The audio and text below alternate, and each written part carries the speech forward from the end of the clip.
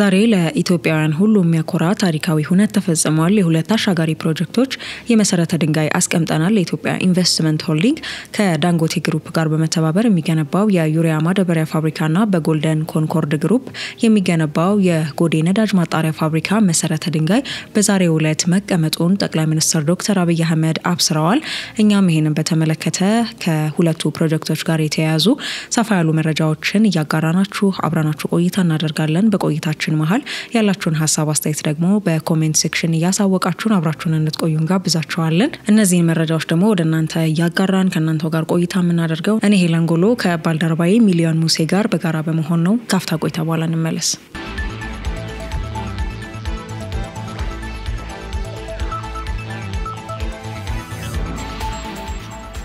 ተመልሰን ተገናኝተናል። የተከበራችሁ ተከታታዮቻችን ቀደም ሲል እንደነገርናችሁ በዛሬው ዕለት ሁለት ግዙፍ ፕሮጀክቶች የኢትዮጵያን መጻኢ ከመቀየር አኳያም ግዙፍ ሚና ይኖራቸዋል ተብሎ የሚታመንላቸው ሁለት ግዙፍ ሜጋ ፕሮጀክቶች የመሰረተ ድንጋይ እንደተቀመጠ ተሰምቷል። ከነዚህ ጉዳዮች ጋር በተያያዘ ታዲያ ይህ ያሉ መረጃዎችን አንስተን እናወጋለን። አብራችሁ እንድትቆዩም በድጋሚ እንጋብዛችኋለን። ቀደም ሲል መግቢያሽ ላይ እንዳነሳሽው በዛሬው ዕለት ጎዴ የነዳጅ ማጣሪያ ፋብሪካና የዩሪያ ማዳበሪያ ፋብሪካ ናቸው ሁለቱ ግዙፍ ሜጋ ፕሮጀክቶች የመሰረተ ድንጋይ የተቀመጠላቸው። የጎዴ የነዳጅ ማጣሪያ ፋብሪካው ከሂላል የነዳጅ ስፍራ ነዳጅ በማውጣት በማጣራት በማጠራቀም በአመት 3.5 ሚሊዮን ቶን የማምረት አቅም እንዳለው ተነግሯል። ሌላኛው ሜጋ ፕሮጀክት ደግሞ የማዳበሪያ ፋብሪካው ነው። ይህ የማዳበሪያ ፋብሪካ ደግሞ ከጋዝ ስፍራው በማውጣት 108 ኪሎ ሜትር የማጓጓዣ ቱቦ በመጠቀም በአመት 3 ሚሊዮን ቶን የሚያመርት እንደሆነ ነው የተነገረው። እነዚህ ቀደም ሲል ያነሳቸው ፕሮጀክቶች እንግዲህ የኢንዱስትሪ እድገትን ከማሳየት አንፃር ጉልህ ሚና እንደሚኖራቸው ነው የተነሳው። ለዚህም ደግሞ እድሎችን የመጠቀም ትብብሮችን የማጠናከርና ሰላምን የማጽናት የጋራ ኃላፊነቶቻችንን የሚያሳዩ ናቸው ሲሉ ጠቅላይ ሚኒስትሩ በዛሬው ዕለት የመሰረተ ድንጋይ ማስቀመጥ መርሃ ግብሩ በተከናወነበት ወቅት ተናግረዋል ማለት ነው። በመሆኑም እንግዲህ ሁሉ ኢትዮጵያዊ በህብረትና ባንድነት ለእድገት ጠንክሮ መስራት እንዳለበት ገልጸዋል ማለት ነው። ከዚህ ጋር ያይዘውም ጥሪ አቅርበዋል ማለት ነው። እንግዲህ ከዚህ ቀደም እንደምናስታውሰው በቅርቡ ጳጉሜ መጨረሻ ላይ ወይም የመስከረም መባቻ ላይ የተመረቀው ታላቁ የኢትዮጵያ ህዳሴ ግድብ በኢትዮጵያ ታሪክ እጅግ ግዙፍ የሆነ ፕሮጀክት እንደሆነ የሚታወቅ ነው። ዘርፈ ብዙ ጠቀሜታ እንዳለውም ሲነገር የቆየ ፕሮጀክት ነው። ይህንን ተከትሎም እንግዲህ የህዳሴ ግድቡ ከተመረቀ በኋላ ሌሎች ደግሞ የህዳሴ ግድብን የሚገዳደሩ ትልልቅ ሀገራዊ ፕሮጀክቶች እንደሚሰሩ ጠቅላይ ሚኒስትሩ ተናግረው ነበር። ከዚህ ቀደም ከነዚህ ፕሮጀክቶች መካከል የማዳበሪያ ፋብሪካ እንዲሁም ደግሞ የነዳጅ ማጣሪያ ፋብሪካ እንደሚጠቀስ አንስተው ነበር። ግንባታቸውም በመስከረም ወር እንደሚከናወን ነበር ከዚህ ቀደም ያነሱት። በዛሬው ዕለት ደግሞ የሁለቱ ፕሮጀክቶች የመሰረተ ድንጋይ ወይም ደግሞ ግንባታ ማስጀመሪያ መርሃ ግብር መከናወኑ ተገልጿል ማለት ነው። ከዚህ ጋር አያይዘን ማንሳት የምንችላቸው በርካታ ጉዳዮች አሉ። በተለይም ደግሞ እንደ ሀገር እነዚህ ፕሮጀክቶች መገንባታቸው ምን አይነት ጠቀሜታ ይኖራቸዋል ከገቢ አንፃር ኢኮኖሚን ከማጠናከር አንፃር እንዲሁም ደግሞ ለህብረተሰቡ የሚሰጡት ጠቀሜታ ምንድነው የሚሉትን በተወሰነ መልኩ መመልከት እንችላለን። ልክ ነው። እነዚህን ሁለት ግዙፍ ፕሮጀክቶችን ስንመለከት ሁለት ነጥቦችን ማንሳት እንችላለን። አንደኛው የኢነርጂ ወይም ደግሞ የኃይል ዘርፉን ነው። ሁለተኛው ደግሞ የግብርና ዘርፉን ነው።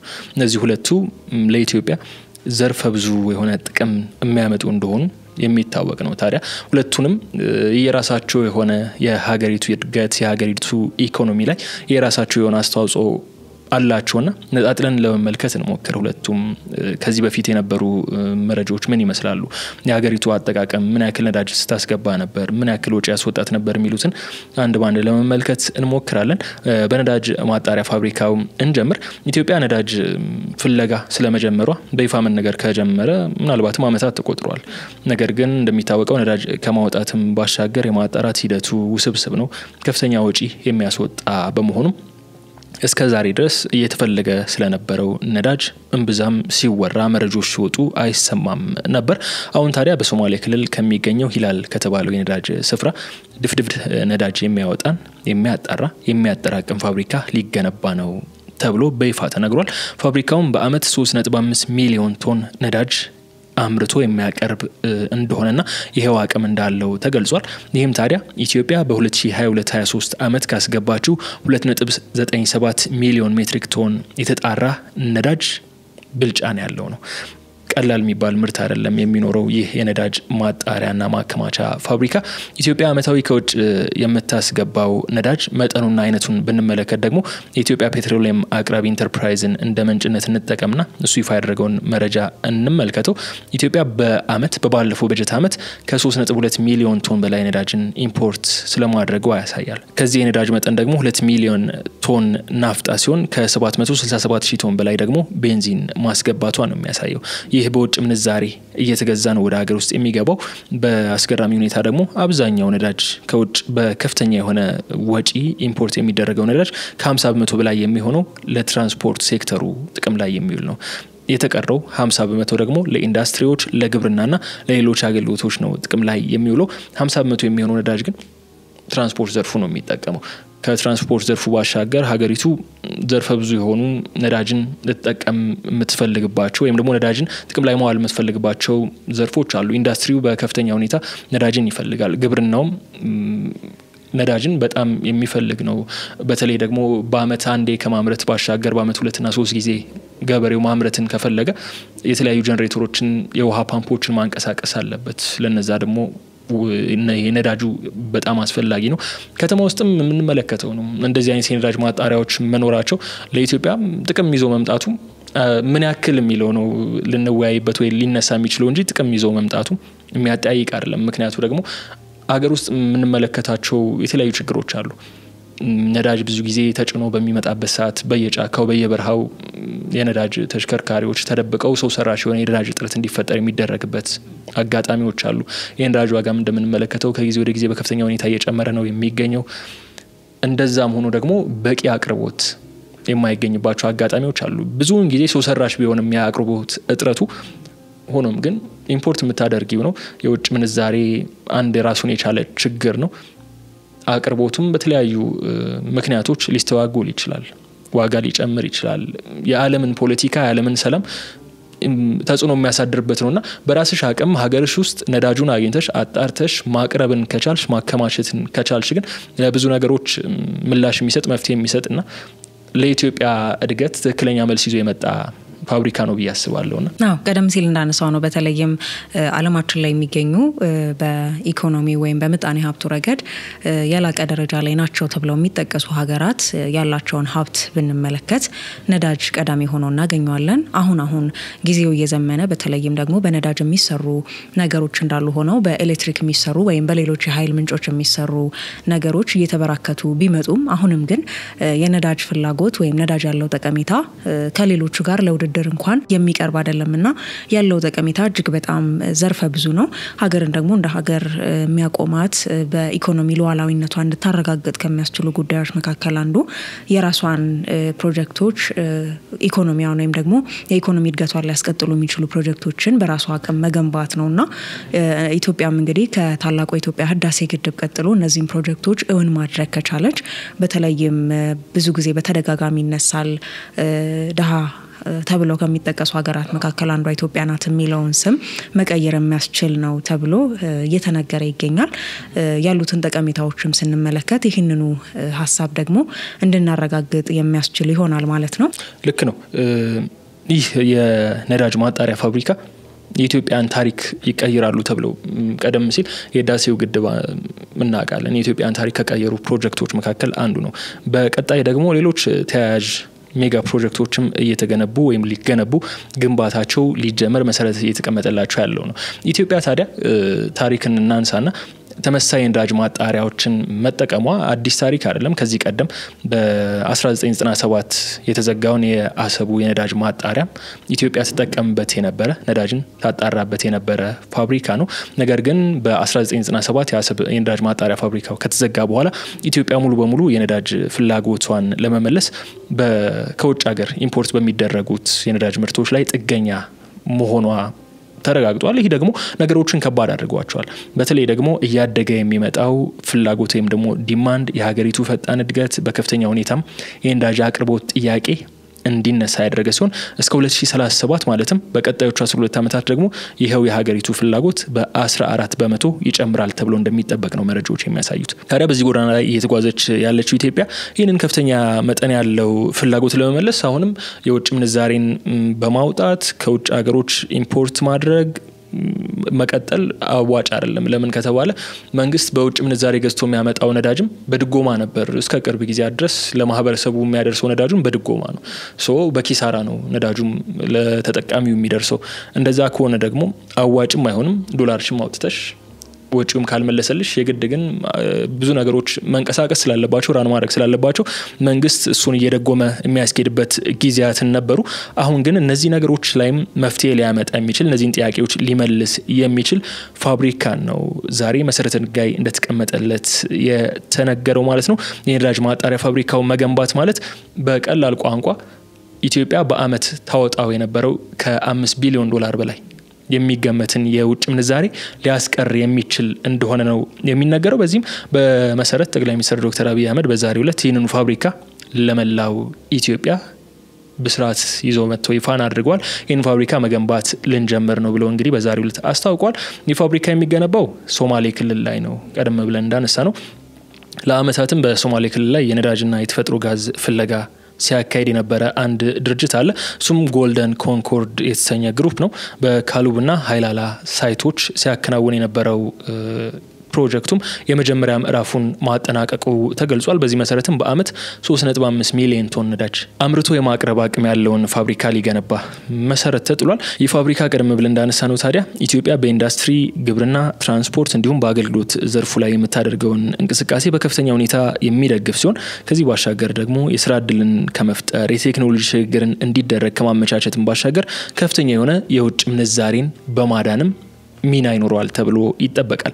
ኢትዮጵያ በአመት ከ4.5 እስከ 5.6 ቢሊዮን ዶላር የሚገመትን የውጭ ምንዛሬ ለነዳጅ ኢምፖርት ብቻ ታወጣለች ተብሎ ይገመታል። ስለዚህ ይህንን ያክል ከፍተኛ የሆነ የውጭ ምንዛሬ ማስቀረት መቻሉ ራሱ የዚህን ፋብሪካ ጠቀሜታን በቀላሉ ሊያሳይ የሚችል ነውና ምናልባትም አንድ እርምጃን ማለት ሁሉ ይከብዳል። በርካታ እርምጃዎችን ወደፊት የሚያራምድ ፋብሪካ እንደሚሆን ይጠበቃል። እንግዲህ አሁን ላይ አንድ የአሜሪካን ዶላር በስንት ዋጋ እየተመነዘረ ነው?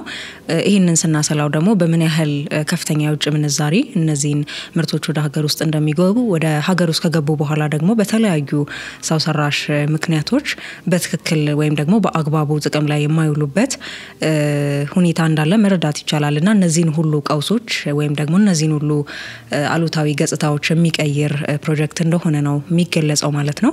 ከዚህ ጎን ለጎን ደግሞ አያይዘን ማንሳት የምንችለው በዛሬው ዕለት ሌላኛው የመሰረተ ድንጋይ የተቀመጠለት ፕሮጀክት የማዳበሪያ ፋብሪካ ነውና እንግዲህ ኢትዮጵያ አብዛኛው ህዝቧ በግብርና እንደሚተዳደር ይታወቃል። መሬቷም ወይም መልካም ምድራዊ አቀማመጧም ለዚህ የተመቸ እንደሆነ በተደጋጋሚ ሲነገር የምንሰማው የምናውቀው ጉዳይ ነውና ይህንን ሀብት ደግሞ በአግባቡ ለመጠቀም ምርታማነታችንን ለማረጋገጥ የሚያስችል ደግሞ አንዱ ቁልፍ ጉዳይ የማዳበሪያ ፋብሪካ መገንባት ወይም ደግሞ ለዚህ ጉዳይ የሚወጣውን ወጪ መቀነስ እንደሆነ ይጠቀሳል ማለት ነው። በዛሬው ዕለትም የዚሁ የግዙፍ ማዳበሪያ ፋብሪካ ፕሮጀክት መሰረተ ድንጋይ ተቀምጧል ማለት ነው።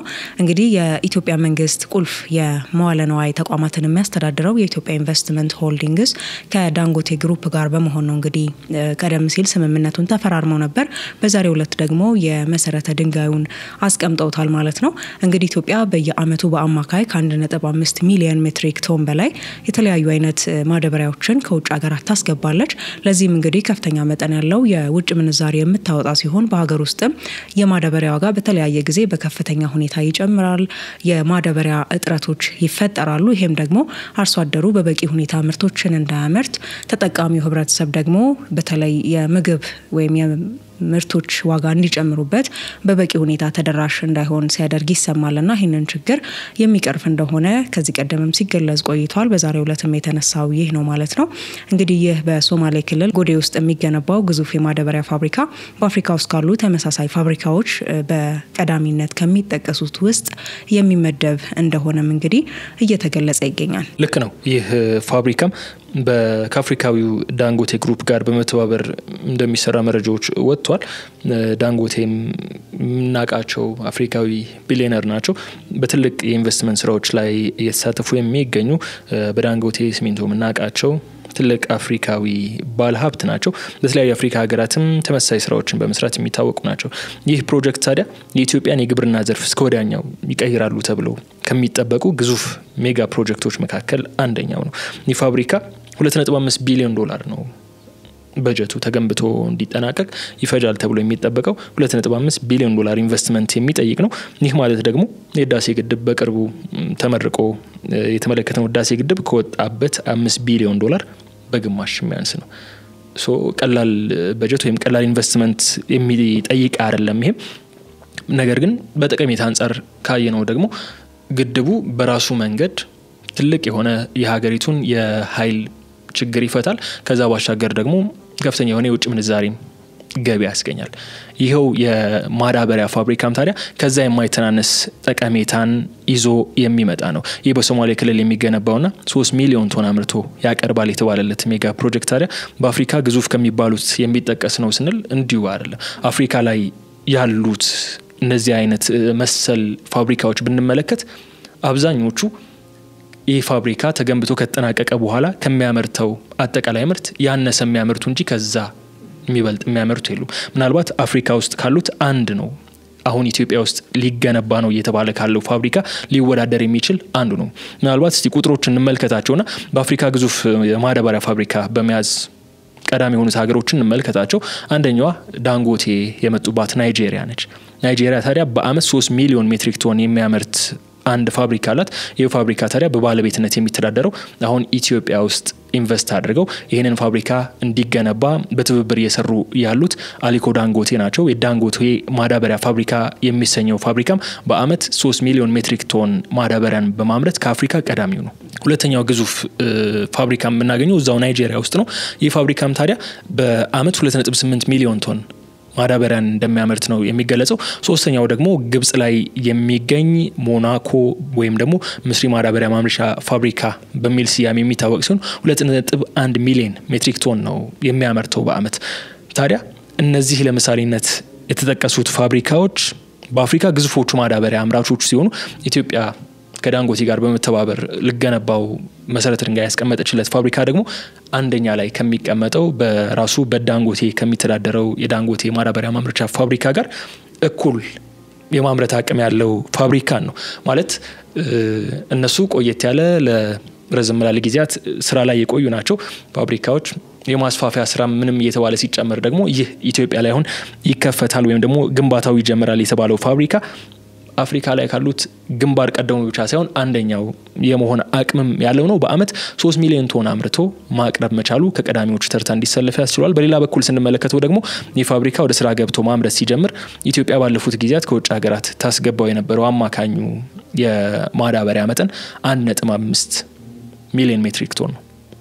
እጥፍ የማምረት አቅም አለው ማለት ነው። እጥፍ የማምረት አቅም አለው ማለት ደግሞ ለሀገር ውስጥ ፍጆታ በቅቶ ኤክስፖርት እስከ መደረግ የሚችል ነው። ግን ቀደም ብለን እንዳነሳ ነው በነዳጁ ጉዳይ ላይ አሁንም ይሄንን 1.5 ሚሊዮን ሜትሪክ ቶን ማስቀረት ከተቻለ የሚቀረው ከፍተኛ የሆነ የውጭ ምንዛሬ መጠን አለ። በአመት ከ1 እስከ 1.3 ቢሊዮን ዶላር በአማካይ ይወጣል ለማዳበሪያ ግዢ። ይሄንን ያተርፍልሻል። ኦልሞስት የ2 አመት ማዳበሪያ ግዢ ነው የፋብሪካው የግንባታ ወጪ የሆነ ያለውና በአስገራሚ ሁኔታ ይህ ፋብሪካም ቶታሊ ሀገሪቷን ሊቀየር የሚችል ነው። ከ80% በላይ መልክዓ ምድሩ ለግብርና የሚመች ሀገር ውስጥ ነው ያለነው። እንደዚህ አይነት ፋብሪካዎች መገንባታቸው የማዳበሪያ ፋብሪካው ሊያመጣው የሚችለው ነገር ገበሬው ብዙ ምሬቶች ይሰማሉ። በተለያየ ጊዜ የማዳበሪያ ዋጋ ጭማሪ፣ አቅርቦት እጥረት፣ ማጓጓዙ በሰዓቱ አይቀርብም፣ የእርሻ ወቅት ካለፈ በኋላ የሚመጣ ማዳበሪያ ምንም አይነት ጠቀሜታ ሊኖረው አይችልም። እነዚህ ነገሮች ስታያቸው ሀገር ውስጥ መመረት ጀመረ ማለት ይሄ ነገር የአቅርቦት እጥረት አይኖርም፣ ይኖራል። ትራንስፖርቴሽን የሚለው ነገር ስታነሺ ደግሞ ቅድም ያነሳ ነው የነዳጅ ጉዳይ ተያያዥ ነው። ነዳጅ ካለ የትራንስፖርቴሽን ችግርም ይፈታል።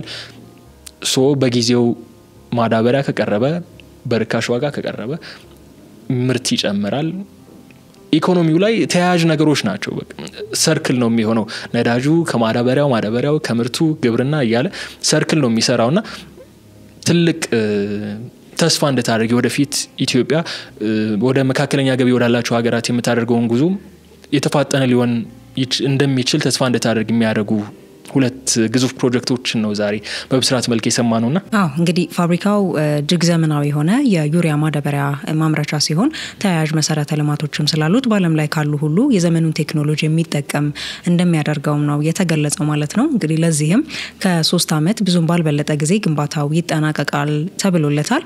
ፋብሪካው እንግዲህ ለምርቱ ግብአትም በሶማሌ ክልል ውስጥ ከ100 ኪሎ ሜትር በማይበልጥ ርቀት ላይ በአቅራቢያው ያለውን የተፈጥሮ ጋዝ የሚጠቀም ሲሆን ይህም ደግሞ በዓለም ላይ ካሉ ባንድ አካባቢ ምርታቸውን ከሚያቀናብሩ ግዙፍ ፋብሪካዎች መካከል አንዱ እንዲሆንም ያደርገዋል ተብሏል ማለት ነው። እንግዲህ ፋብሪካው በሂደት የሚስፋፋና አዳዲስ ምርቶችን በማካተትም የተለያዩ የማዳበሪያ ምርቶችን በማቅረብ ኢትዮጵያን በአፍሪካ ውስጥ የማዳበሪያ ማምረቻ ማዕከል ለማድረግ እንደሚሰራም ነው እንግዲህ የተገለጸው ማለት ነው። ጠቀሜታዎቹን ዘርዝረን የምንጨርሰው ሊሆን አይችልም። እጅግ በጣም ብዙ ዘርፈ ብዙ ጠቀሜታዎች ናቸው ያሉት። በተለይ እንደዚህ አይነት ትልልቅ ሜጋ ፕሮጀክቶችን ከመስራት አኳያ ደግሞ ኢትዮጵያ እንደ ምሳሌነት ማንሳት እንችላለን። የህዳሴ ግድቡ ከተጀመረበት ጊዜ አንስቶ እስኪጠናቀቅ ከተጠናቀቀም በኋላ የነበሩበት ጫናዎች ቀላል የሚባሉ አይደሉም። የታላቁ የኢትዮጵያ ህዳሴ ግድብ በህዝብ ርብርብ እንዲሁም ደግሞ በመንግስት ቁርጠኛነት ተገንብቶ የተጠናቀቀ ትልቅ ሜጋ ፕሮጀክት ነው። እንደዚህ አይነት ፕሮጀክቶች ደግሞ በተለይም የሀገርን ኢኮኖሚ የሚያጠናክሩ ፕሮጀክቶች ሲጀመሩ ባንድም በሌላም የሚኖሩ በርካታ ጫናዎች አሉ። እነዛን ጫናዎች ተቋቁሞ አሁን ባለው ደግሞ የኢኮኖሚ ሁኔታ የማምረት አቅማችን ምን ያህል ነው እነዚህን ትልልቅ ፕሮጀክቶች ለመጨረስ ወይም ለመገንባት የሚያስችል አቅም አለን ወይ ብለው ደግሞ የሚጠይቁ ባንድ በኩል በርካታ ሰዎች ይኖራሉ። እነዚህን ደግሞ ጊዜ የሚያሳየን ይሆናል ማለት ነው። እንደ ምሳሌነት ግን ታላቁ የኢትዮጵያ ህዳሴ ግድብን በህዝብ አቅም ገንብቶ ማጠናቀቅ ተችሏል። እነዚህን ፕሮጀክቶች ደግሞ በርብርብ በቀጣይነት ሰርቶ ማጠናቀቅ ይቻላል የሚል ተስፋን መሰነቅ ይቻላል ማለት ነው። ልክ ነው። እሱን ተስፋ ማድረግ ይቻላል። መተጋገዝ ነው። ኦሬዲ ኢንቨስትመንቶች ናቸው እነዚህ ነገሮች። ወጪ ይኖራል። ያንን ወጪ መመለስ አሁን ፈንድ ማድረግ ይችላልች ወይ ሀገሪቱ የሚሉ ጥያቄዎች ሊነሱ ይችላሉ። ግን ደግሞ እየተመለከተነው እንዳለ መረጃዎችም ይወጡ እንዳሉ እንደሚያሳዩት ከሆነ በትብብር የሚሰሩ ፕሮጀክቶች ናቸው። ዞሮ ወጪዎች ይኖራሉ። ነገር ግን ዛሬ የምታወጪው ወጪ የህዳሴው ግድብ ግንባታው ሲጀመርኮ ብዙ ተቃውሞን ነበር። አሁን ግን ግንባታው ተጠናቆ 14 አመታትም ቢፈጅ እንኳን ግንባታው ተጠናቆ ብዙ ነገርን አልፎ አሁን ላይ ደርሶ አሁን ጀነሬት ስለሚያደርገው ነገር ነው የምናወራው። ለሀገሪቱ ስለሚያስገኘው ጥቅም በኤሌክትሪክ ኃይል አቅርቦት በገንዘብ በገቢ ለጎረቤት ሀገራትን ስለመሸጥ ነው አሁን የምንወያየው። እነዚህ ፋብሪካዎችም ዛሬ ሲጀመሩ ከባድ ሊመስሉ ይችሉ ይሆናል። ምናልባት ግን ነገ ከነገ ወዲያ የሆነ ነገር የሚታይ ነገር ስታይ መሬት ላይ የሆነ የቆመ ነገር ስታይ ኦኬ ነገር ይሆናል ብለሽ እንድትይ የሚያደርግሽ ነው። ከዛ ደግሞ ተስፋ ሰጪው ነገር ደግሞ መሰልሽ አሁን የማዳበሪያ ፋብሪካ በዘርፉ ላይ ልምድ ያሉ ሰዎች ናቸው ኢንቨስትም ያደርጉበት ያሉት እየሰሩትም ያሉት። ቀደም ብለን እንዳነሳነው ዳንጎቴ ግሩፕ አፍሪካ ላይ በማዳበሪያ ምርት አንደኛ የሆነውን ፋብሪካ የሚያስተዳድር ግሩፕ ነው። አሁን ደግሞ ይሄንን ፋብሪካ ከኢትዮጵያ መንግስት ጋር በመተባበር ሊሰራ ተስማምቶ ወደ ሀገር ውስጥ የገባው ደግሞ እሱ ራሱ ነው። ነዳጁም ኦልሞስት ያለፉትን በርካታ አመታት ስራው ላይ የነበረ ነው። ኦሬዲ አስፈላጊ የሆኑ ጥናቶች ነዳጁ ከየት አካባቢ ሊኖር ይችላል ከየት ማውጣት እንችላለን ምን አይነት ሂደቶችን ማለፍ እንችላለን የሚሉት ነገሮች ኦሬዲ ፕሮሰስ ላይ የነበሩ ናቸው። ያለፉትን በርካታ አመታት የፈጁ ናቸው። ዛሬ ዝም ተብሎ ከመሬት ተነስቶ እንትን የተባሉ ጉዳዮች አይደሉምና እንዳነሳሽው ነው ጥያቄዎች ይነሳሉ። ግን ደግሞ ተስፋ ማድረጉ ማመኑ አንድ ጥሩ ነገር ነው። የኒውክሌሩም ጉዳይ እኮ ማንሳት እንችላለን እዚህም እሱም በቀጣይ አመታት ይሰራሉ ተብለው ቃል ከተገቡ ጉዳዮች መካከል አንዱ ነው። ባለፈው ጠቅላይ ሚኒስትሩ ራሺያ በነበራቸው ቆይታ ትልቅ ስምምነትን ነው ፈጽመው የመጡትና እነዚህ ነገሮች ምናልባት በቀጣይ ለሀገሪቱ እድገት ከፍተኛ የሆነ ሚናን የሚጫወቱ ሀገሪቷን ታሪኳን ሊቀይሩ የሚችሉ ጉዳዮች ናቸው። ስፔሻሊ የነዳጁ ጉዳይና የማዳበሪያው ጉዳይ ጥቅማቸው ይሄ ነው ምናምን ብለሽ ለጭቅጭቅ የምታስቀምጫቸው ወይም እንትን የምትያቸው አይደሉም። በህዳሴው ግድብ ልክ የምታስቀምጫቸው ሜጋ ፕሮጀክቶች ናቸው። በፐርሰንት ይሄን ያክል ብለሽ ልታወዳድራቸው የምትችይ እንጂ ጠቀሜታቸው ሲግኒፊካንትሊ የምናየው ነው ኦሬዲ መሬት ላይ የምታዩ ስለሆነ ግዙፍ ፕሮጀክቶች ስለመሆናቸው ምንም ጥርጥር የለውም። ይህ ብስራት ታዲያ ዛሬ ለኢትዮጵያ ህዝብ ቀርቧል። እንግዲህ የህዳሴ ግድብ መመረቅን ተከትሎ በርካታ ሜጋ ፕሮጀክቶች እንደሚሰሩ በይፋ ተነግረው ነበረ። የህዳሴው ግድብ ሌሎች ብስራቶችን ይዞ የመጣ ትልቅ ቀዳሚው ሀገራዊ ፕሮጀክት ነው። ከዚህ በኋላ ደግሞ ሌሎች ትልልቅ ፕሮጀክቶችን የምንመለከት ይሆናል። ቀደም ሲል አነሳናቸው ሁለት ትልልቅ ፕሮጀክቶች ደግሞ በተለይም ለማዳበሪያ ፋብሪካው በ3 አመት ውስጥ ተገንብቶ ይጠናቀቃል ተብሏል። የተሰጠው አጭር ጊዜ ነው። ስለዚህ በዘርፉ ያለውን በተደጋጋሚ የሚነሳውን ችግር እንዲሁም ደግሞ እንደ ሀገር የሚያሳጣውን ጥቅም ደግሞ በቅርብ ጊዜ ውስጥ የሚያካክስ የሚመለስና ሀገርን ደግሞ ወደ ተሻለ ኢኮኖሚ ምዕራፍ የሚያሸጋግር ነው ተብሎ ይጠበቃል። እኛም በዛሬ ልዩ ጥንቅር ፕሮግራማችን እነዚህን ሁለት ትልልቅ ሜጋ ፕሮጀክቶችን በተመለከተ በዛሬው ዕለት የመሰረተ ድንጋይ መቀመጡን እንዲሁም የግንባታ ስራው ደግሞ በይፋ መጀመሩን አስመልክተን የተለያዩ መረጃዎችን ወደ ተከታታዮቻችን ስናቀርብ ቆይታ አድርገናል። እነዚህና ሌሎች ጉዳዮችን እያነሳን በዛሬው የብስራት ዜና ይዘን የመጣ ነው። አብረናችሁ ላለፉት ከ20 በላይ ደቂቃዎች ቆይታ ያደረግነው ደግሞ ሄለን ጎሎና ሚሊዮን ሙሴ ነበርን። በቀጣይ ሌሎች ጉዳዮችን ይዘን እንመለሳለን። ሀገራዊ ፕሮጀክቶችን፣ ቀጠናዊ ጉዳዮችን ይዘን ተመልሰን መተን ከእናንተ ጋር ቆይታ የምናደርግ ይሆናል። የዛሬውን የልዩ ጥንቅር መሰናዷችን ግን እስካሁን ስትከታተሉት የቆያችሁትን ይመስል ነበር። ሰላም።